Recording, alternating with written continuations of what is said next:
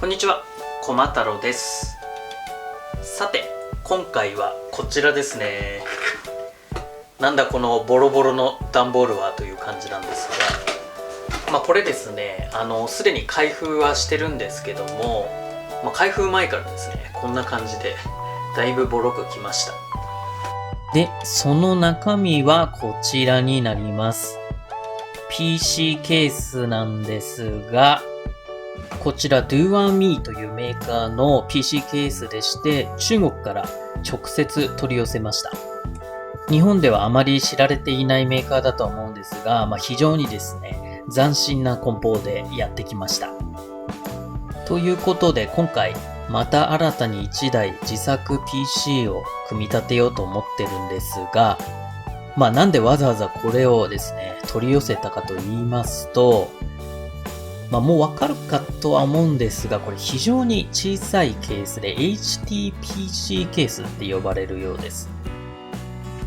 で、大きさがですね、縦がだいたい27センチぐらい。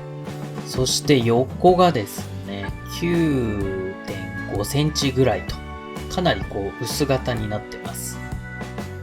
で、奥行きもですね、20センチぐらいとですね、言ってみれば超小型に入る PC ケースなんです。で、ちょっと何かと比較すると、例えば、こういうティッシュケースと比べると大きさわかりやすいですかね。2個分ぐらいの大きさになってるので、すごい小さいんですよ。で、小さいだけなら他にもいろいろ PC ケースはあるんですが、私がこれやってみたいなと思ったのが、こちらですね。見てわかりますかね。そうなんですよ。ロープロファイル対応なんですよね、これ。ロープロファイルが3スロット分用意されてるんですよ。つまりはですね、これに対応するグラボなら、こんなに小さいケースなのに入るっていうことなんですね。で、基本的に、超小型 PC って、オンボード仕様。グラフィックはオンボードで使うっていうのが普通だとは思うんですが、これはですね、別途グラボを用意すれば、使えるってことで、やってみたくなっちゃいましたよね。ということで今回から超小型 PC 第2弾ということで始めていきます。で、他にちょっとケースの紹介していきますね。まず正面になんですが、これファンが2つ付けることができます。大きさは、80ミリですね。80ミリを2つ付けられるということなので、前回の1号機と違って通気性は割といいかなと思います。で、上面に USB 3.0 も付いてます。で、側面もですね、ほぼメッシュ状に穴が両サイドに開いてますので、ファンのですね、口ビュークーラーの排気や吸気に困るってこともなさそうです。なので熱問題に関しては前回よりはそんなに苦労しないかなと思ってます。ちょっとケースの中身も見ていきます。はい、外蓋を外し終わりました。で、中を見てみるとですね、こういう中蓋がついています。で、ここにですね、記憶媒体をくっつけるようですね。ハードディスク2台か、もしくは SSD2 台。ハードディスク SSD って組み合わせもいけると思うんですが、それをここにくっつけるという感じです。ただ、ハードディスクをつけるか、SSD をつけるかで、使用できる最大の CPU クーラーの高さが決まるという感じになってます。さすがにケース内は小さいので、そのあたりはシビアですね。で、もう少し外していきます。中身は、突起するところはないかな。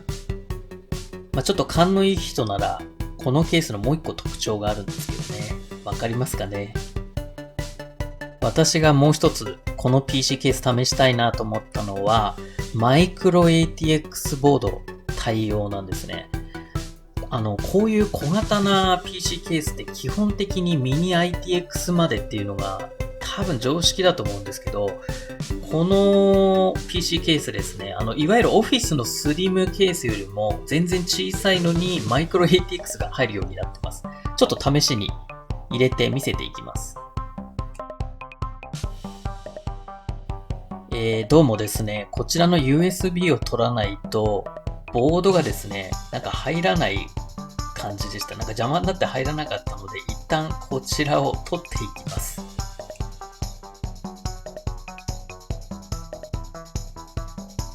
取り終わりました。でですね、こちらのマイクロ ATX のボードをですね、入れていきます。で、こんな感じで、ほぼ PC ケース全体を使う感じですね。ちょっとはみ出てるようには見えるんですが、ほんとギリギリですね。このケースに収まる感じになってます。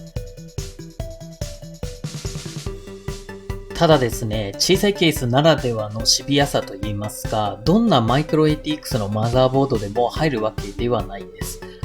私が知ってる限りだと、マイクロ ATX って大きさ2種類ありまして、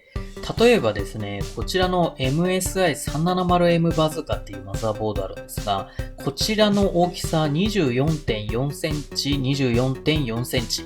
の正方形なんですが、これだと入りません。ちょっと実際にはめてお見せします。はい。こんな感じで思いっきりはみ出ちゃってます。なので、マイクロ ATX 対応ではあるんですが、あくまでですね、横幅って言えばいいんですかは 20.4 センチ、縦が 24.4 センチタイプのマイクロ ATX だけが入るということになってます。このようにですね、マイクロ ATX 対応といっても大きさを注意しなきゃいけないことと、あともう一つですね、やっぱり PC にですね、満帆なので、当然あるべきですね、電源の入れるスペースがありません。ということで、こちらもですね、前回と同様 AC アダプターとか、外側に電源を置くというスタイルになります。この場合は AC アダプターを前提にしてますね。この後ろ側にそれを通す穴があらかじめ開いてますので、このあたりも別途準備しなければいけません。続いては構成する PC パーツのご紹介をしていきます。で、一応ですね、私のイメージする最終形態っていうのはもうちょっと別のところにあるんですが、まずは第一段階として組みたいパーツを紹介していきます。で、最初は CPU ですね。ちょっとですね、Astro 200G と迷ったんですが、こちらの Ryzen 3 2200G を組みたいと思います。これを選んだのは、今ちょっと遊ばせてるっていうのもあるんですが、TDP がですね、65W のものを使いたかったのと、あとは、前回 Astro 200G のオーバークロックして遊んだんですが、こちらの Ryzen 3 2200G もオーバークロックして、さらにですね、今回のケースグラボ組み合わせられますから、それのパワーを見ていきたいなと思います。で、使用するマザーボードは、オーバークロックができる MSI から B450M Pro M2 にしました。前々からちょくちょく実験などで使用してるんですが、Ryzen 対応では1、2を争うほど、すごく安く買えるマザーボードなので、初めて組むにはおすすめです。で、グラフィックボードはこちらですね。MSI の GTX1050Ti ロープロファイル対応です。今だとロープロファイル対応のグラボってかなり種類が限られてまして、その中でも一番性能が高いのがこの 1050Ti だと思います。ちなみに今、1050Ti 買うならこのロープロファイル対応のモデルが一番安かったはずです。次はメインメモリですね。Ryzen 3 2200G は最大対応メモリ周波数が 2993MHz なんですが、ただですね、このマザーボード B450M Pro M2 の難点が、その2993対応のですね、メーカーが推奨するメモリっていうのが、あんまり日本で手に入りづらいメモリが多かったんですよね。いろいろ迷ったんですが、結局ですね、今多分メモリで一番有名というか、買ってる人多いんじゃないかなっていう、こちらのコルセアの、ごめんなさい、ピントボケしちゃってますね。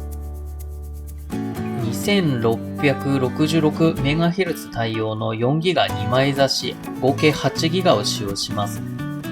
ライゼン G の内蔵ベガグラフィックスだと結構メモリの影響を受けやすいってことが分かったんですが、もしかしたら外付けなら、大丈夫かなっていうのはあるんで、ひとまずこれで組んでいって、またですね、後ほどちょっといいメモリがあれば探していきます。で、SSD はこちらのですね、クルーシャルの BX500480GB を使っていきます。最近かなり安くなってきた M.2 SSD を使ってもよかったんですが、中蓋の構造を実際に使ってみたいなと思いまして、こちらにしました。最後は電源です。で、今回のシステム、この Ryzen 3 2200G と、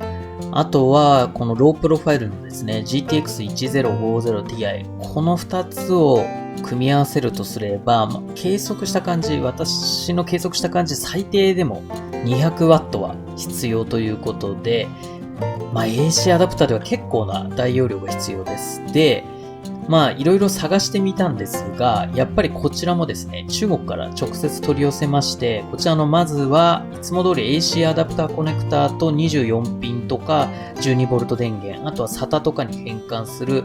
変換コネクタですね。これ 250W 対応のものになります。こちらも取り寄せました。で、これに対応する AC アダプターなんですが、なかなか大容量のってないんですよね。意外に探してみると。もしくはすごい高かったりとか。なので結局ですね、AC アダプターの方も中国から取り寄せまして、こちらの 200W 対応のモデルを選びました。こちらもかなり低価格で手に入って、いろいろ安全性とか大丈夫なのかなっていう気はするんですけども、使えると思いますので、こちらでチャレンジしていきます。ということで、次回はこの PC ケースを使って実際に組み立てていきます。